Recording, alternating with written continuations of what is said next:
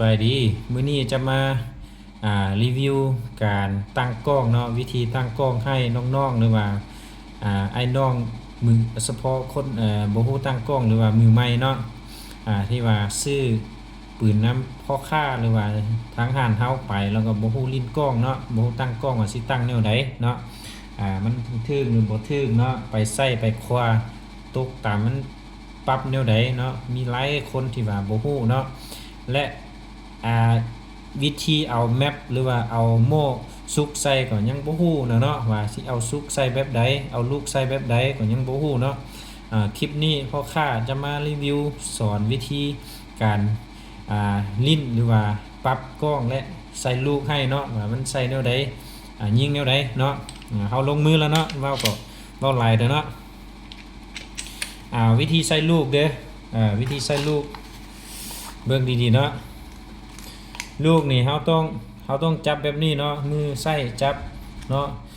คนที่ฮู้แล้วก็แล้วไปเนาะคนที่บ่ฮู้ก็เบิ่งดีๆเนาะเวลาเฮาจับแล้วเฮาหมุนแบบนี้เนาะหมุนแล้วก็เอาใส่เด้อเอาลวงนี้ใส่ก่อนเด้อลวงนี้ใส่ก่อนเนาะแล้วก็หมุนมาทั้งพี่เนาะเราใส่ไปเรื่อยๆแบบนี้เนาะหมุนเราใส่เด้อนี่หมุนมาทั้งพี่เราใส่เด้อมือนี้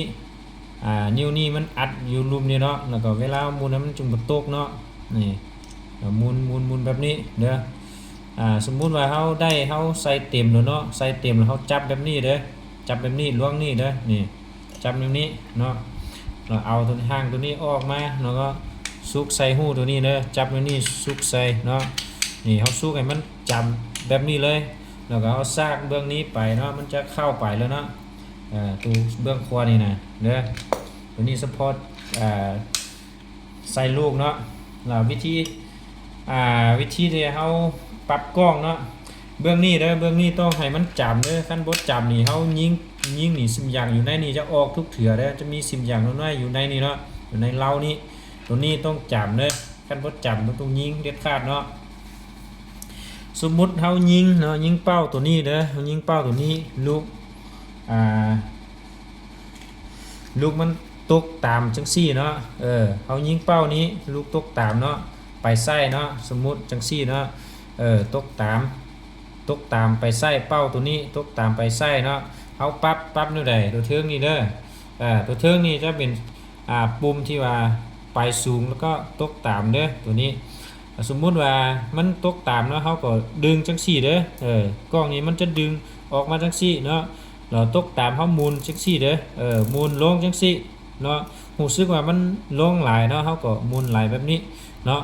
ไปใส่แล้วตัวนี้เด้อปุ่มเบื้องขวานี่เด้อตัวนี้เป็นสปอตปรับแสงเนาะเปิดแสงหรือว่าเปิดไฟในเลนส์หั่นเนาะตัวนี้จะเป็นไส้ขวาเด้อสมมุติว่าเฮารู้สึกว่าตกตามแล้วเฮาหมุนลงมาแล้วเนาะจะเฮ็ดให้เส้นเลนของเฮาลงมาแล้วเนาะหาจุดลุกถึงเนาะแล้วก็รู้สึกว่ามันไปไส้เฮาก็หมุนออกจังซี่เด้อดึงออกแล้วก็หมุนไส้หมุนออกนะตัวนี้เฮาหมุนออกจะเฮ็ดให้เส้นเลนของเฮามันขยับมาหาลูกเนาะนี่ตัวนี้เนาะตัวนี้เด้อเส้นเลนของเฮาจะหาลูกเนาะเฮาหมุนออกจังซี่จะเฮ็ดให้ไปไส้เด้อเฮาหมุนเข้าจะเฮ็ดให้ไปขวาเด้อตัวนี้นี่ต้องจำให้ดีๆเนาะตัวนี้หมุนเข้าไปขวาหมุนไส้หมุนออกแบบนี้มันจะไปไส้เด้อตัวนี้คือกันตัวนี้หันเข้ามันจะไปสูงเด้อเฮาหันออกแบบนี้จะตกตามเด้อจือแบบนี้ไว้ดีแบบนี้ให้ดีเนาะแล้วก็จำไว้เด้เวลาเฮาเข้าป่าเนาะเฮาตั้งกล้องมันจึงใหญ่ขึ้นเนาะจือไว้ว่าไปสูงเฮาหันเข้าตกตามเฮาหันออกตัวนี้คือกันไปขวาเฮาหันเข้าแล้วก็ไปไส้เฮาหันออกเนาะไปลายแล้วเนาะเฮาฮู้สึกว่าลูกเฮาไปเป็นคืนบ่เฮาก็หันหลายโลดเนาะแต่ไปน้อยเดียวเฮาก็หัน 2-3 รอบเนาะติดๆๆเนาะตัวนี้สอนให้น้องๆเลยว่าไอ้ที่ว่ามือใหม่เนาะที่ว่าบ่ฮู้ลิ้นเนาะเฉพาะคนที่ว่าเป็นมือใหม่เนาะคนที่ฮู้แล้วก็แล้วไปเนาะคนที่ยังบ่ทันฮู้ก็เรียนคลิปนี้ไปเป็นบทเรียนหรือว่าไป